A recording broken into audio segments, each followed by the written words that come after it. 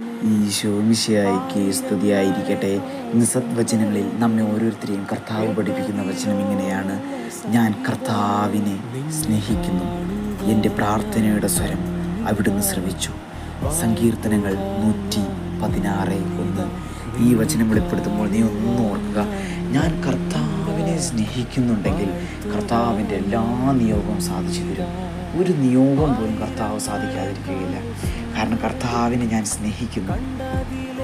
കർത്താവ് പറയുന്നുണ്ട് പരസ്പരം സ്നേഹിക്കാൻ.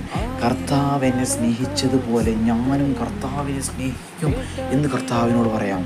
ഇപ്പോൾ തന്നെ കർത്താവിനോട് പറയാം, കർത്താവെ ഞാനും നിന്നെ സ്നേഹിക്കും, എൻ്റെ നിയോഗങ്ങളൊക്കെ അങ്ങ് നിറവേറ്റി തരുമെന്ന് ഞാൻ വിശ്വസിക്കും.